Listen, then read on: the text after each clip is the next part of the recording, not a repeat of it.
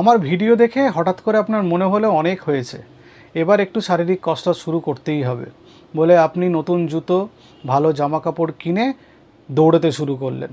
কিন্তু আপনি জানেন না যে আপনার ব্লাড প্রেশার বেশি কিনা, আপনি জানেন না আপনার হার্টের কোনো অসুখ আছে কিনা। আপনি সেগুলোর খেয়াল না করেই ছুটতে আরম্ভ করলেন ওভার এনথুসিয়াস্টিক হয়ে। এটা করবেন না।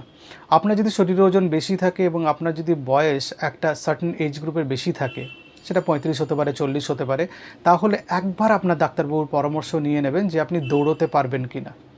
আপনি শুরুতে অল্প অল্প হাঁটতে পারেন, হাঁটা দিয়ে শুরু করুন না, না দৌড়ে। দৌড়ানোর আগে একবার কার্ডিয়াক অ্যাক্টিভিটিটা দেখে নেওয়া দরকার, ইসিজি ইকো একটা করে নেওয়া দরকার। যদি কোনো স্পেসিফিক প্রবলেম থাকে, চলাফেরা করতে গিয়ে বুকে ব্যথা হয় বা শ্বাসকষ্ট হয় বা বুক ধড়ফড় করে, তাহলে আপনাকে একটা ট্রেডমিল টেস্ট করে নিতে হবে। সেটা ডাক্তারবাবুর পরামর্শ অনুযায়ী, নিজে থেকে করার কোনো দরকার নেই। ডাক্তারবাবু আপনাকে যদি বলে দেন এই পরীক্ষা